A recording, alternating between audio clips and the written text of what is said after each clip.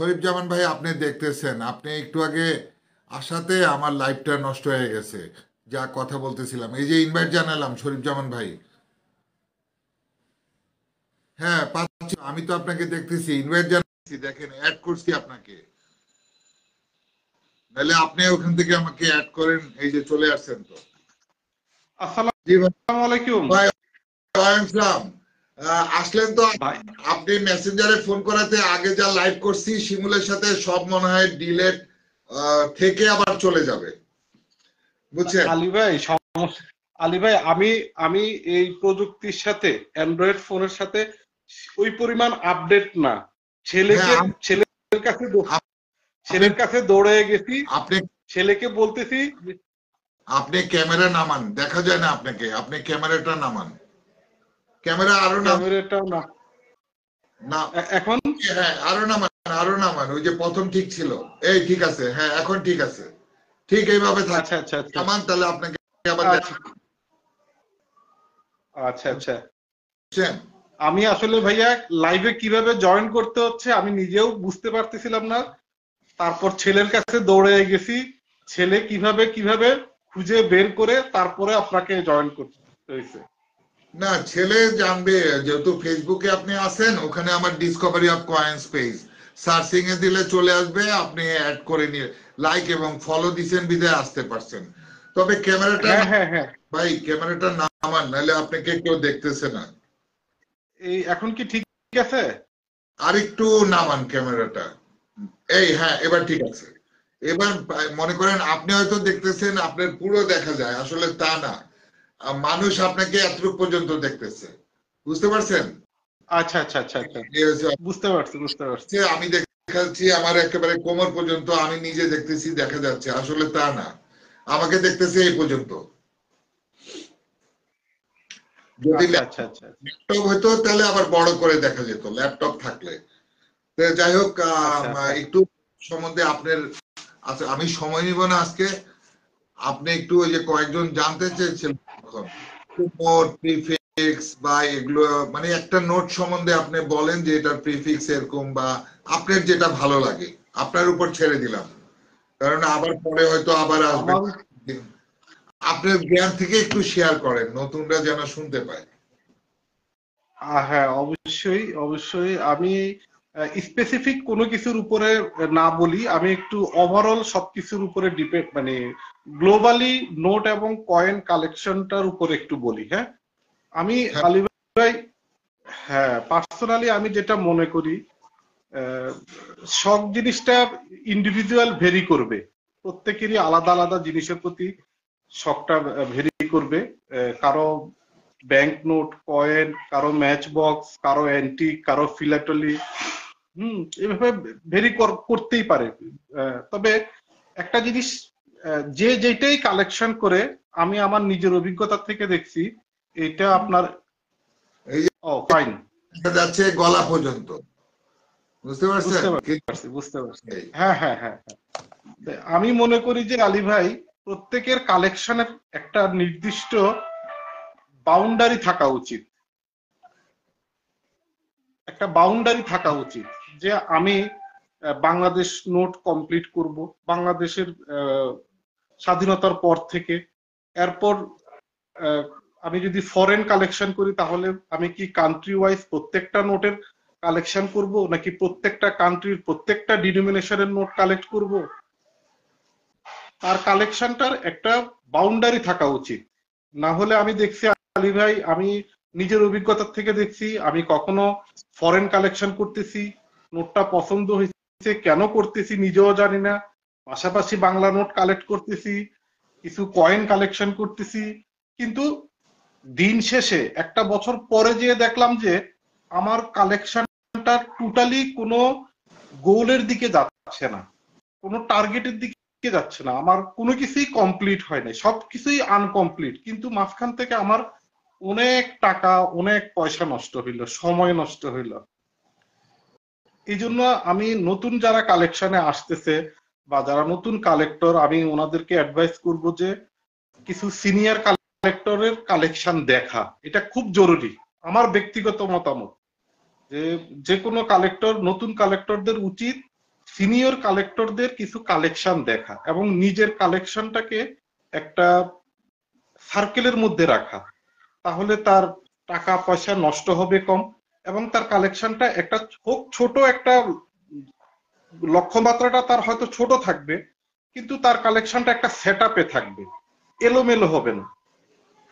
আমি কি আলী ভাই বুঝাইতে পারছি জিনিসটা?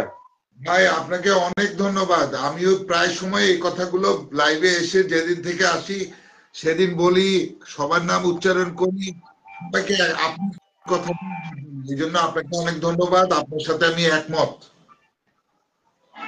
কারণ হয়েছে কি আলী ভাই, আমি দেখা গেছে কিছু বাংলা নোট কালেক্ট করলাম, কিছু পাকিস্তান করলাম, কিছু ফরেন করলাম, কিন্তু বাংলা নোটগুলোরও কোনো ইয়ে হইল না, মানে কোনো গভর্নর ওয়াইজ বা বাংলাদেশের কোনো প্রিফিক্সে আমি নাই গেলাম, ঠিক আছে, সবগুলা নোট আমার কালেকশনে হইল না, প্রত্যেকটা সাইন ভ্যারাইটি আমার কাছে আসলো না।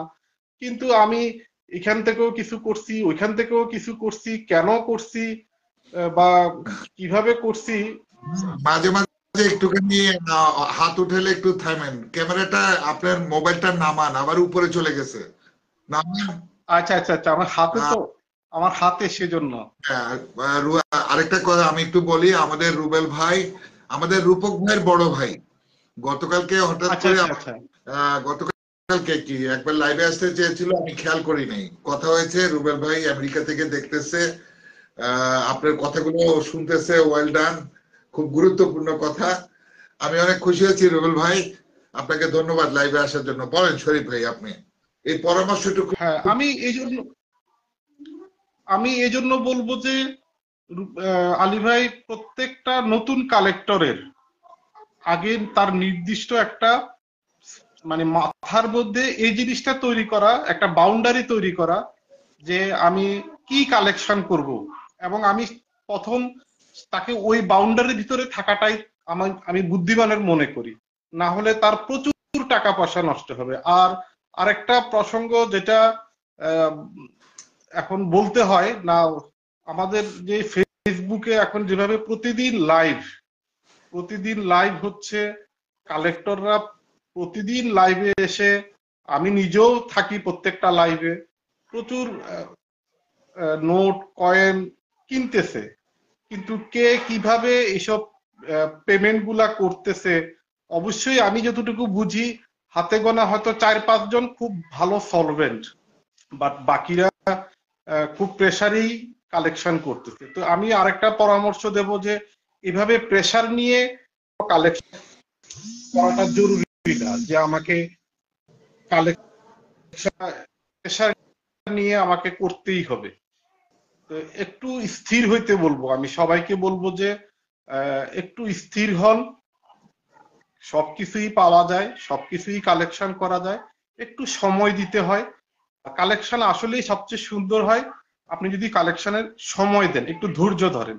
এটা আমি খুব বারবার আমি খেয়াল করছি, আমি নিজের বেলা আমি খুব তৎপর ছিলাম, আমার খুব এখনই লাগবে, আজকেই লাগবে, কিন্তু দেখা গেছে পরে এই জিনিসগুলাই আমার জন্য ওয়েস্টেজ হয়েছে, এই টাকাগুলাই আমার, এটা আমি আমার নিজের অভিজ্ঞতা থেকে দেখছি যে এই জিনিসগুলাই আমার নষ্ট হয়েছে। আমি এইভাবে অনেক জিনিসপত্র আমি কিনছি, তার 6 মাস পরে দেখি যে এই জিনিসগুলো আমার শুধু শুধু কেনা হয়েছে, এগুলো আসলে কোনো দরকার ছিল না। তাড়াহুড়া করে কখনো কালেকশন হয় না। কালেকশনের জন্য আমি বলবো যে ধৈর্যটা খুবই ইম্পর্টেন্ট। এবং আরেকটা জিনিস হচ্ছে যে কালেকশনের জন্য আমি বারবার বলবো যে ফিনান্সিয়াল সাপোর্টের দিকে খেয়াল করে, মানে আমার যতটুকু আমি এটাতে এফোর্ড করতে পারবো, আমি আমার ইনকামের থেকে একটা নির্দিষ্ট পার্সেন্টেজ প্রতি মাসে এটার জন্য আমি কতটুকু ব্যয় করতে পারবো, কতটুকুই প্রতি মাসে ব্যয় করা উচিত। আমার মান্থলি যদি 50,000 টাকা ইনকাম হয়, তা আমি 40,000 টাকা 20,000 টাকা আমি তো ইয়ে করাটা ঠিক না, এটার পিছনে ব্যয় করাটা ঠিক না। আমার প্রত্যেক ইনকামের উপরে ডিপেন্ড করে আমার একটা পার্সেন্টেজ নির্ধারণ করা উচিত যে আমি এইখানে কালেকশনের জন্য আমি কতটুকু ব্যয় করব। কিন্তু যেভাবে প্রতিদিন লাইভ হইতেছে, লাইভ অকশন হচ্ছে, আমি মনে করি যে স্বীকার করুক নাই করুক 80% কালেক্টররা কিন্তু প্রেসারে আছে, ঝোঁকের মাথায় হোক, নেশায় হোক, ভালো লাগার থেকে হোক, আবেগে হোক, তারা এই লাইভ গুলার থেকে প্রচুর নোট, কয়েন, অনেক কিছুই নিচ্ছে। কিন্তু দিন শেষে সে ফিনান্সিয়ালি প্রবলেমে আছে। হয়তো বা হাতে গোনা কয়েকজন হয়তো নাও থাকতে পারে, সেটা ভিন্ন। কিন্তু 80% 90% কালেক্টররা কিন্তু ফিনান্সিয়ালি অনেক প্রেসারে আছে। আচ্ছা ভাই, আমি একটু বলি, সাথে মেজবা রনি ভাই। মেজবা রনি ভাই, আসসালামু আলাইকুম ভাই। আমি চাইবো আরেকদিন আপনি আসেন, নিজের ইচ্ছায় এসে আমাদের শরীফ ভাইয়ের মতো অভিজ্ঞ। আমি আসলে সত্যি, গতকালকে যেমন রুবেল খান ভাই আসছেন ইয়া থেকে, আমেরিকা থেকে, উনি একজন ভালো কালেক্টর। এই যে আপনি চট্টগ্রাম থেকে আজকে দেখলেন, এই পরামর্শটুকুর জন্যই আমার পেজটা করা। আপনারা যদি এসে বলেন, তাহলে তো ভবিষ্যতে কিছু কালেক্টর তৈরি হবে আপনাদের মতো মানুষরা। তা আমিও রিকোয়েস্ট করবো একদিন মেজবা রনি ভাইও আসবেন, যেহেতু আপনারা সবাইকে ডিল করেন, বুঝতে পারেন কথাগুলো। সুন্দর কথা বলেছেন। আর প্রতিদিন যে লাইভ হয়, আমি কারো বিরুদ্ধে না, কারো পক্ষেও না, আপনিও কারো বিরুদ্ধে বলেন নাই। তবে লাইভ গুলো দেখি কি বেশিরভাগ সেলাররাই তো কিনতেছে, বেশিরভাগ দেখি সেলার না, কিন্তু কালেক্টর তো খুব রেপুটেটেড কয়েকজন কালেক্টর আমি দেখি আর কি। সেলারই বেশি দেখি ওখানে, মানে সেলার বলতে মানে সেলারের সাথে সেলার সেলার লাইভে সেল করছে, তাতে ছোট ছোট বা যারা মধ্যম বয়সী তারাই ওনাদেরকেই বেশি দেখি। আর 20-22 জন 23 জন এরকম। সেদিন মনে হয় একজনের লাইভে আমি 53 জন হাইয়েস্ট। অনেকে বলছে এই লাইভটা মনে হয় কোন ভাইয়ের যেন, মিথুল ভাই না মেজবারনি ভাই, কার লাইভে দেখছিলাম প্রচুর, পরে কমে যায়। কালেক্টর ওইভাবে খুব কম থাকে ওখানে, কালেক্টর এই কয়েকজন লাইভের মধ্যে। তো যাই হোক, এটা আপনি যা বলেছেন এটা আমি সহমত। এরকম মাঝে সাঝে আসবেন, অল্প 5-10 মিনিট একটু কথা বললে সবাই, আমি মনে করি যে সবাই ভালো হবে। অবশ্যই অবশ্যই আসবো, তাহলে একজন অবশ্যই আরেকজন আসবো। যশোর থেকে, তারপর গাজীপুর থেকে বলতেছিল, আপনার নাম যখন উচ্চারণ করছি যে আপনাকে নোট এগুলো সম্বন্ধে বলতে দেওয়া হোক, দেখেন তারা আপনাকে চিনে কিন্তু ফেসে চিনে না। তো এই জন্য বলছি আপনি একটু লাইভে আসেন, আসলে একটু কথা বললে গুরুত্বপূর্ণ। আপনি তো একজন অভিজ্ঞ মানুষ, এটা আমি ব্যক্তিগতভাবে জানি। এই জন্য আপনাকে আসতে বললাম। ভাই ক্যামেরাটা একটু নামান, আবার আপনার এই পর্যন্ত চলে আসছে। জি, ক্যামেরাটা এখন ঠিক আছে। না না, এই হ্যাঁ এবার ঠিক আছে। যাই হোক, আপনাকে অনেক অনেক ধন্যবাদ। ধন্যবাদ আলী ভাই, ধন্যবাদ। ইনশাল্লাহ আমি যারা আবার দেখা করব। আপনার সাথে পরিচিত অনেক সেলার এরা আছে, ওনাদেরকেও বলবেন আমার পেজটা লাইক ফলো দিয়ে এসে 5-10 মিনিটের জন্য একটু সুন্দর কথা বলে যেতে।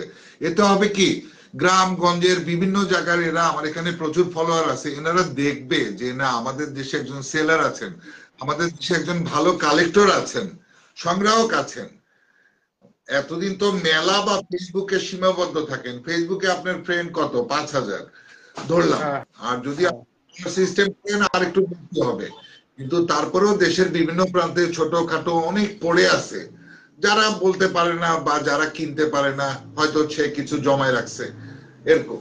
তা আমি চাই দেখে রাখুক, কারণ একদিন আপনারা হারাই যাবেন। কিন্তু হঠাৎ আমরা বুঝবো আপনি হারাই গেছেন, আপনি বুঝবেন আমি হারাই গেছি, কিন্তু আর কেউ জানবে না, কেউ চিনবেও না।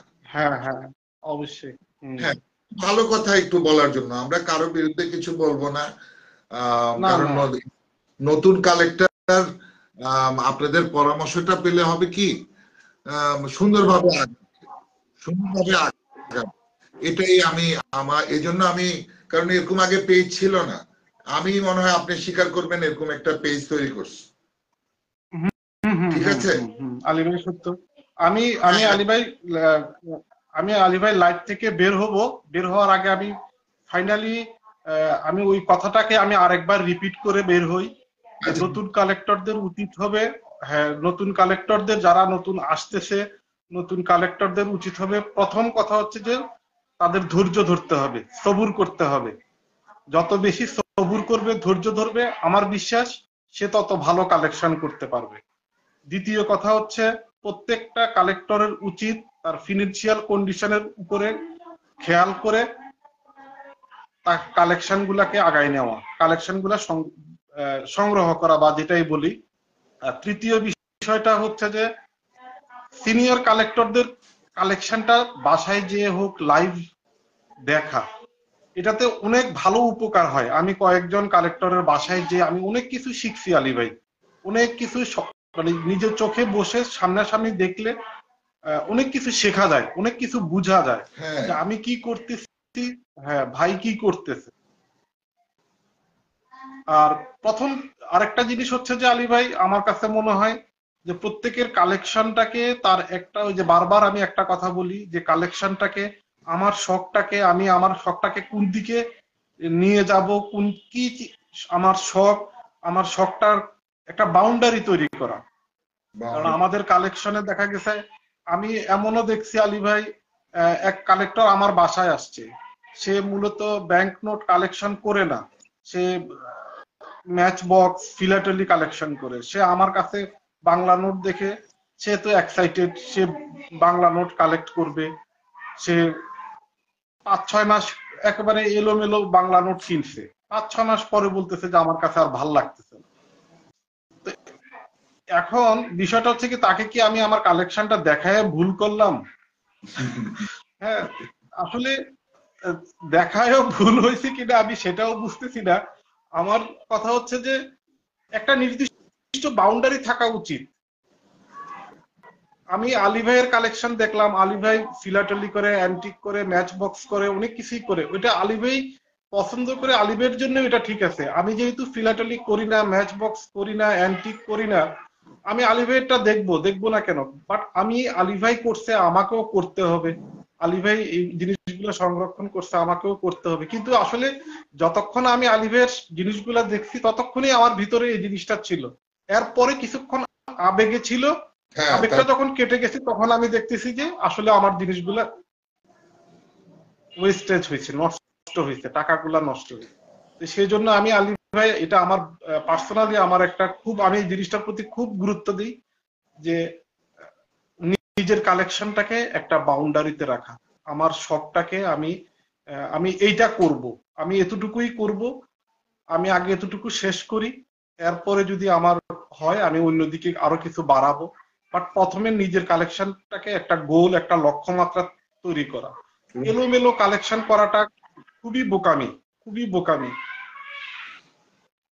ঠিক আছে, আপনাকে ঠিক আছে আলী ভাই, ধন্যবাদ।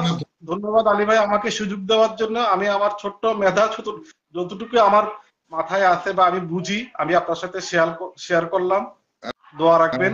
জামান ভাই, আপনি আরো অনেককে বলবেন। আমি মনে করি এই যে সজীব শেখ ভাই, আমি প্রতিদিন ওনাদের সবার কথা বলি। আগে কালেক্টর চিনেন, আগে সেলারদের চিনেন, রেপুটেটেড সেলার, রেপুটেটেড কালেক্টর, ওনারা কিভাবে কালেকশন করছে, ওনাদের কথা শুনেন, অযথা এগুলা করবেন না। তাই আপনিও বলবেন ওনাদেরকে আমার পেজটায় লাইক করে কখনো নিজে স্বেচ্ছায় অবশ্যই 2 মিনিট অন্তত সুন্দরভাবে কথা বলতে। অন্তত আমি মনে করি যে 1000 মানুষের মধ্যে একজন মানুষও আপনার এই কথাটা বুঝবে যে আপনি একটা ভালো কথা বলতেছেন, খারাপ কথা বলছেন না। এটাই আর কি, অনুরোধ রইল। ধন্যবাদ আপনাকে ভাই, আপনি বিদায় নিয়ে কথা হবে। ঠিক আছে, আসসালামু আলাইকুম ভাই। ইনশাআল্লাহ, আসসালামু আলাইকুম। আসসালাম।